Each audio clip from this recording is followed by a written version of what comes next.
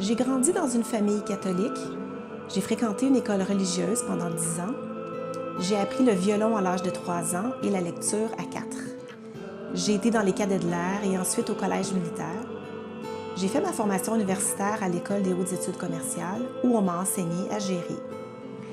J'ai appris les outils, les techniques, devant m'aider à devenir une gestionnaire efficace.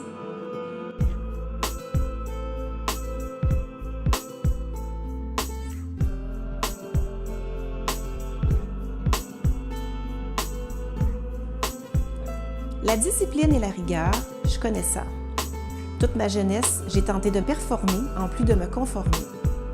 J'ai visé la première place, la tête de peloton. J'ai appris à prioriser, organiser, structurer, déléguer, planifier, décider, contrôler. Pendant des années, j'ai été la femme de carrière, la mère, la femme qu'on voulait que je sois. J'ai toujours été en contrôle. Pourquoi? Pour être félicitée, récompensée, pour être aimée.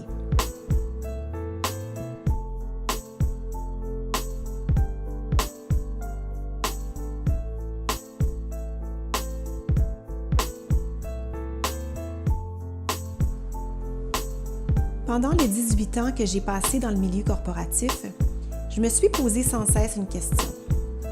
Y a-t-il un sens à tout ça?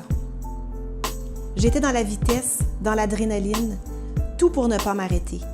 Car m'arrêter signifiait me retrouver avec moi-même. Et qu'allais-je trouver à l'intérieur de moi?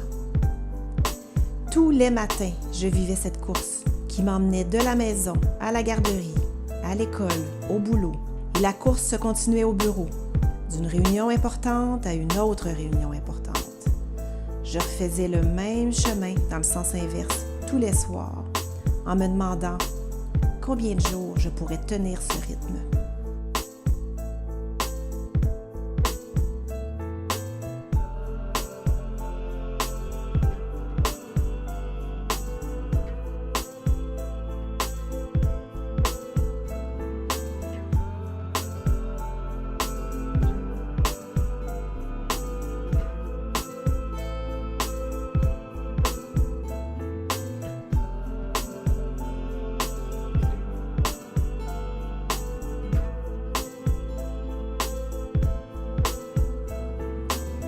Un jour, la vie a mis des gens, des guides sur mon chemin. À travers ces gens, j'ai découvert le yoga, la spiritualité, l'authenticité et j'ai osé me poser ces questions.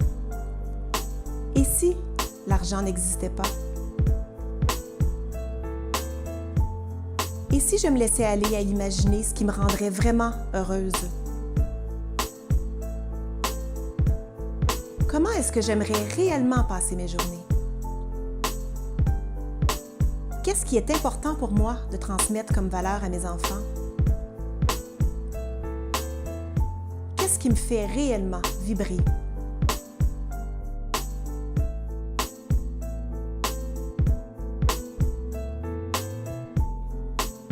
C'est ainsi qu'à travers mon inconfort, j'ai trouvé ma mission, mon essence, mon sens. Je me suis trouvée moi, ainsi que mon grand pourquoi. Et je me suis dit, c'est ce que je dois faire et ne faire que ça, et devenir bonne à ça. Et éventuellement, les revenus se matérialiseront et l'abondance viendra. Et ce ne sera pas facile tous les jours, mais c'est ma mission. Et il n'en revient qu'à moi de décider de comment je veux vivre ma vie. À chaque jour, petit pas par petit pas, je devenais une personne différente. Et cette personne différente prenait jour après jour des décisions différentes.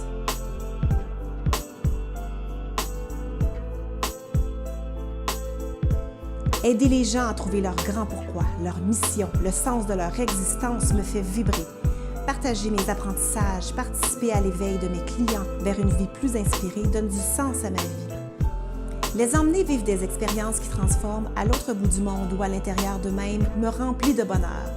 Écrire, partager, collaborer, c'est ce que j'aime.